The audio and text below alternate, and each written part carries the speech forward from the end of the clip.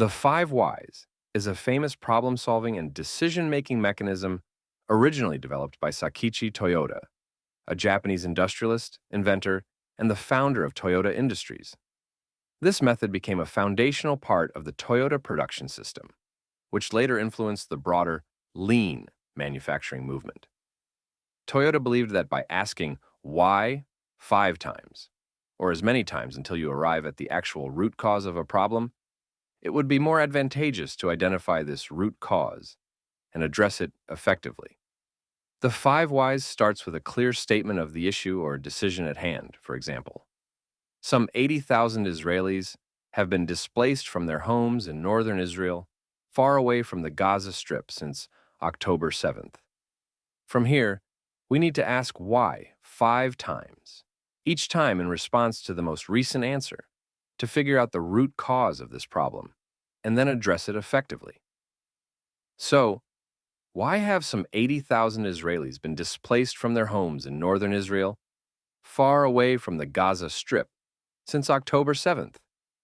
Answer: because Hezbollah has been attacking northern Israel on a daily basis since October 8th, or 24 hours after the Hamas-led massacres, pogroms, and kidnappings. Why has Hezbollah been attacking northern Israel on a daily basis since October 8th? Answer: to take some of Israel's military and security focus away from Gaza. Why does Hezbollah want to take some of Israel's military and security focus away from Gaza? Answer: to make it more challenging for the Israelis to defeat Hamas and Palestinian Islamic Jihad in the Strip. Why does Hezbollah want to make it more challenging for the Israelis to defeat Hamas and Palestinian Islamic Jihad in the Strip? Answer: because Hezbollah, Hamas, and Palestinian Islamic Jihad's chief sponsor, the Islamic Republic of Iran, does not want to lose two of its proxies, Hamas and Palestinian Islamic Jihad, in its forever war against the Jewish state. Why does Iran not want to lose two of its proxies in its forever war against the Jewish state? Answer: because the Iranian regime, unlike most of its people, wants to build a caliphate across the Middle East as part of its imperialist, hegemonic, Islam-inspired master plan that involves ridding all non-Muslims from the region by death, exile, or conversion. In other words, Hezbollah is not the root cause of this problem, that some 80,000 Israelis have been displaced from their homes in northern Israel, far away from the Gaza Strip, since October 7th. The Iranian regime is the root cause of this problem. Yet, for the last several years, Israel has been engaged in what feels like a tit-for-tat children's game every time Hezbollah attacks Israel.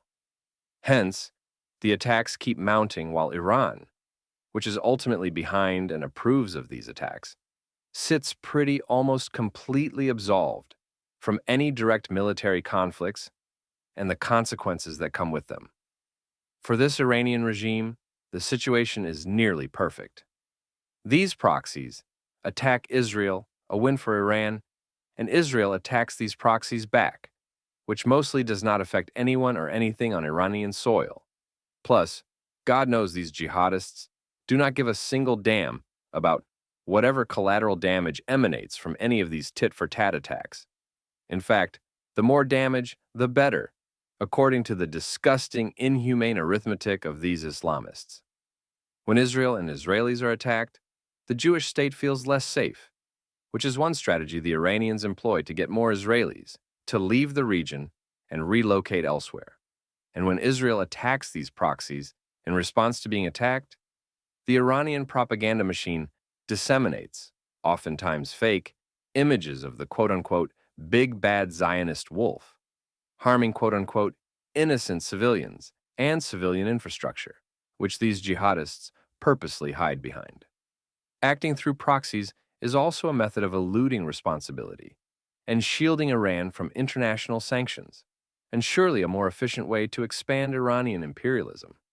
After all, it makes far less sense to build bases in other countries and then ship your troops to babysit them, when you could piggyback on local groups who already have plenty of manpower and even political influence in the places they operate, such as Hezbollah in Lebanon and Hamas in the Palestinian territories. That is why I say it is well past time for Israel to change or update its Iran policy. Fast to this. Whenever Israel is attacked by any one of Iran's proxies, Israel responds by attacking within Iranian soil, according to the same calculus that the Israelis have long pursued, exacting far more harm than Israel endures. Or as I like to call it, you try to take out one of Israel's eyes. Israel comes for your entire head. Surely, Israel has the capacity and intelligence to do significant damage to Iran in a very short period of time, and it has, quietly, willing partners in Saudi Arabia, the United Arab Emirates, and Bahrain, all of which multiple times have allowed Israel to use their airspace and other military means. In addition to going after Iran's precious military targets, no less its nuclear infrastructure, which are all fair game, Israel could wipe out as much as 30% of the Iranian oil fields. This would instantly cripple Iran's already dismal economy. Suddenly, much of the funding that goes to these dirtbag proxies would dry up like a lonely grape in the summertime Negev desert, making them far less effective. A common rebuttal to this admittedly aggressive Israeli doctrine is that it would ignite a regional war, since Iran would instantly have its proxies rain down missiles and rockets on Israel, as well as on any other Middle Eastern countries that collaborate with it. Such a war would likely have instantaneous effects on oil and gas prices, which in turn would affect nearly every industry across the world. That may be true, but let's recall that in 1981, Israel conducted airstrikes against an unfinished Iraqi nuclear reactor named Osirak, located 17 kilometers, 11 miles southeast of Baghdad, in what is known as Operation Opera. And that did not lead to a war. Former U.S. President Bill Clinton even expressed support for Israel's attack, saying, "Everybody talks about what the Israelis did at Osirak in 1981, which I think in retrospect was a really good thing. You know, it kept Saddam from developing nuclear power." Let's also be clear about something. Israel taking a more aggressive posture against Iran would certainly be risky and inflammatory, but allowing Iran use its proxies to continue fighting genocidal wars against the Jewish state without being harmed is just as risky and inflammatory, if not more. And Israel's current policy, we return fire to whomever fires at us, even if they are being told by someone else to fire at us, does not seem to be working so well. What's that saying? Doing the same thing again and again and expecting different results? What's that called? Insanity? When the Jews returned to their indigenous homeland en masse, beginning in the 1800s and continuing more heavily in the 1900s, leading to the Jewish state's Declaration of Independence in 1948, most everyone knew that this neck of the woods was not exactly one that you would want to get lost in, especially as a Jew. Well before 1948, as early as the 1930s and possibly prior, the Jews were preparing for war because they knew that as soon as they staked their statehood claim, while simultaneously being very open to two states for two peoples in this land, the neighbors would not welcome them with open arms, a bottle of red wine, and homemade cookies. This was obviously a critical part of the Jewish calculation, and it showed that Jews are willing to fight and die for freedom, dignity, and the ability to call our own shots.